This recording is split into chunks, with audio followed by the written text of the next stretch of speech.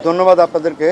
আবারও আপনাদেরকে আসলে আমরা একেবারে এক্সাক্ট সময়ে যে সবসময় শুরু করতে পারি তা পারছি না, কারণ আমাদের কর্মকাণ্ডগুলোকেই আমরা প্রাধান্য দিচ্ছি, আমাদের চিকিৎসার বিষয়টাকে প্রাধান্য দিচ্ছি, সে কারণে আপনাদের কিছুটা কষ্ট হচ্ছে, এই জন্য আবারও দুঃখিত।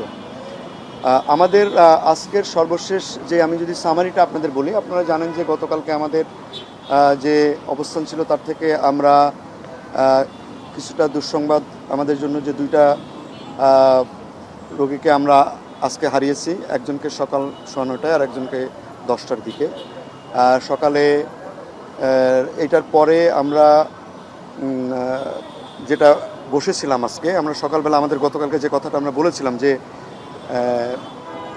আমরা বিভিন্ন টিম যেগুলো আসছে তাদের সঙ্গে বসে একসঙ্গে মিলে আমরা আসলে ডিসিশনটা যার ফাইনাল ডিসিশনগুলো আমরা আমাদের যে চিফ, প্রত্যেকটি ইউনিট চিফ আছে, তারা সবাই মিলে বসে আমাদের মাল্টিডিসিপ্লিনারি বোর্ড সহ বিদেশি যে ডাক্তাররা আসছে তাদের সহ সকালবেলায় আমরা বসেছিলাম, বসে একেবারে ইনানিমাস, মানে ডিসিশনের মধ্যে কোনো পার্থক্য নেই, আমরা ডিসিশনগুলো নিয়েছি। ডিসিশনগুলো নেওয়ার পরে আমরা আসলে আমাদের কার্যক্রমগুলো শুরু করেছি। আমাদের কার্যক্রমগুলোর মধ্যে নতুন নতুন কিছু বিষয় যেগুলো আছে সেগুলো যা করার দরকার আমরা সেগুলো অনুযায়ী করেছি, কোনো ডিসিশনের কোনো পার্থক্য নাই।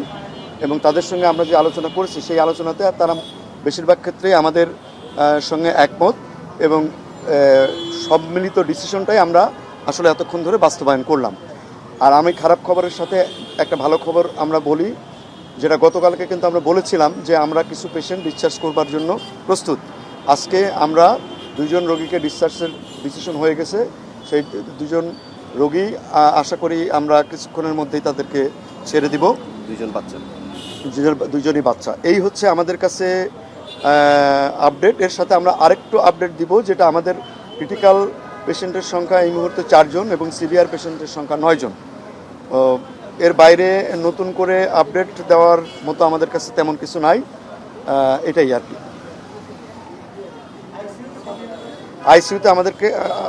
আইসিইউতে আছে আমাদের 4 জন রোগী।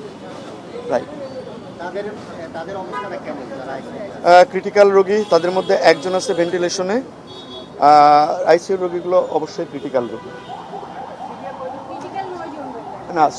9 জন হচ্ছে সিভিয়ার ক্যাটাগরি, মানে একটু একটু বেটার। আমরা বলি যে ক্রিটিক্যাল যেগুলো, সেগুলোর ব্যাপারে আমরা প্রতি মুহূর্তেই আমরা যে কোনো নিউজ পাওয়ার জন্য রেডি থাকি। আমরা সবসময় তাদের ব্যাপারে, তাদের যারা আত্মীয় স্বজন আছে তাদের সঙ্গে সবসময় কথা বলছি। সবগুলো রোগীর ব্যাপারে আমরা সবসময় কথা বলি, বাট ক্রিটিক্যাল রোগীর ব্যাপারে আমরা একেবারে প্রতি মুহূর্তের মানে ভিজিলেন্ট একজন ডাক্তার এবং নার্স সবসময় পাশে দাঁড়াই থাকে।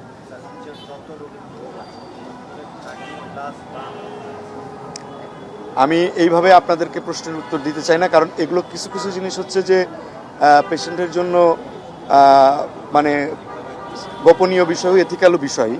এগুলো আপনারা এই প্রশ্নগুলোর থেকে এইভাবে জানার চেষ্টা করেন, কারণ আমরা এভরি ডিটেলস দিতে চাই না, কারণ রোগীর চিকিৎসার স্বার্থেই দিতে চাই না এবং তাদের ব্যক্তিগত সিক্রেসির কারণেই আমরা দিতে চাচ্ছি। হ্যাঁ, ওইটা আপনার বুঝে নিতে হবে। ক্রিটিক্যাল এবং সিভিয়ার মানেই ওর মধ্যে পড়ে যাবে। আমরা ক্রিটিক্যাল এবং সিভিয়ার পেশেন্টগুলো সবই এর উপরে। আমরা অলরেডি কিন্তু আপনাদেরকে দিয়ে দিয়েছি। হ্যাঁ, আমরা পুনরাবৃত্তি না করি।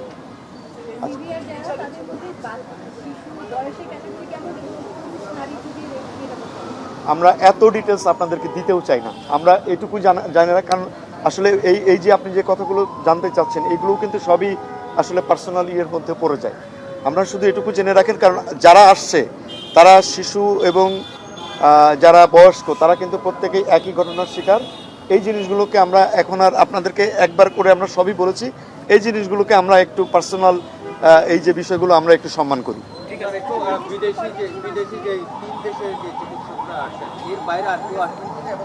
আমাদের কাছে এই পর্যন্ত আর কোনো আপডেট নাই।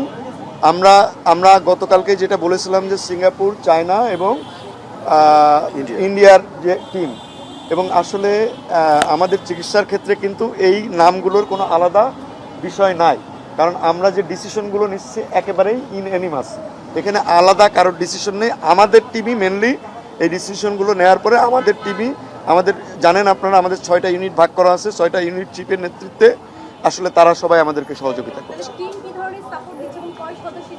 তিন দেশের? আমরা ইন্ডিয়া থেকে 2 জন ডাক্তার এসেছে, 2 জন নার্স এসেছে। চায়না থেকে এসেছে 3 জন ডাক্তার, 2 জন নার্স। আর সিঙ্গাপুর থেকে টোটাল 9 জন এসেছে, এদের মধ্যে 3 জন ডাক্তার আর বাকি সবাই সাপোর্টিং স্টাফ।